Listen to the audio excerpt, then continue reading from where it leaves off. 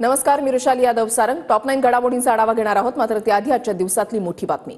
नवनिर्वाचित खासदारांना मंत्रिपदासाठी आता फोन येण्यास सुरुवात झालेली आहे. गडकरी, पियुष गोयल, रामदास आठवलेंना मंत्रिपदासाठी फोन आलाय. रक्षा खडसे, प्रतापराव जाधव यांना सुद्धा मंत्रिपदासाठी फोन आलेला आहे. मंत्रिपदाची शपथ घेणाऱ्यांना 11:30 वाजता चहापानासाठी निमंत्रण देण्यात आलेलं आहे. त्यांना बोलवण्यात आलेलं आहे. आणि आतापर्यंत जर आपण पाहिलं तर पियुष गोयल, नितीन गडकरी यांना मंत्रिपदासाठी फोन आलाय. रक्षा खडसे, प्रतापराव जाधव यांना सुद्धा मंत्रिपदासाठी फोन आलेला आहे. गोयल आणि गडकरी तिसऱ्यांदा मंत्रिपदाची शपथ घेणार आहेत. नवनिर्वाचित खासदारांना आता फोन यायला सुरुवात झाली आहे. नितीन गडकरी, पियुष गोयल आणि रामदास आठवलेंना मंत्रिपदासाठी फोन आलेला आहे. रक्षा खडसे, प्रतापराव जाधव यांनाही मंत्रिपदासाठी फोन आलेला आहे. मंत्रिपदाची शपथ घेणाऱ्यांना अगदी थोड्याच वेळात म्हणजे 11:30 वाजता चहापानासाठी बोलावण्यात आलेलं आहे. त्यामुळे त्यावेळेला चित्र जे आहे ते स्पष्ट होऊ शकतं.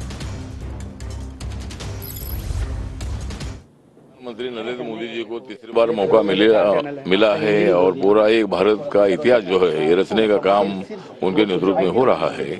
भारत विकास की दिशा से आगे बढ़ रहा है, इसीलिए जरूर हमारी कुछ सीटें कम आई होगी, लेकिन मैंडेट जो है मैंडेट नरेंद्र मोदी जी ने तीसरी बार प्रधानमंत्री बनने का था और उनके मंत्रिमंडल में मुझे तीसरी बार उनको मौका मिल रहा है.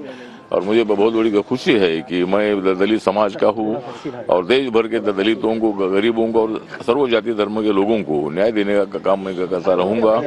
खासदारांनी श्रीकांत शिंदेंनी मंत्रिपद घ्यावं म्हणून आम्ही माननीय एकनाथराव शिंदे साहेबांना त्या ठिकाणी सुचवलं होतं, पण श्रीकांत शिंदे साहेबांनी स्वतःहून त्याला नकार दिला. संघटनात्मक मी काम करणार म्हणून.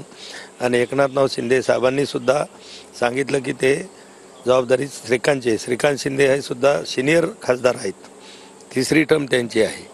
पण निश्चित एका शिवसैनिकाला न्याय माननीय एकनाथराव शिंदे साहेबांनी त्या ठिकाणी मेरिटवर दिला, त्याबद्दल त्यांचे खूप खूप आभार. आपल्याबरोबर केंद्रीय मंत्री रक्षा खडसे आहेत. तुम्हाला नुकताच फोन आलेला आहे. आपली पहिली प्रतिक्रिया काय?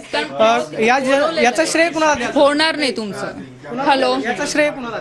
याचं श्रेय सगळं जनतेला जातं, कारण की जनतेमुळे मी तिसऱ्यांदा खासदार झाली आणि याचं सगळं श्रेय जनतेला आणि आमच्या पक्षाच्या सगळ्या नेत्यांना जातं. तुम्हाला आता मंत्रिपदाची जबाबदारी मिळणार आहे. निवडणुकीचा काळ कसा आव्हानात्मक होता? कारण बरीच चर्चा झाली.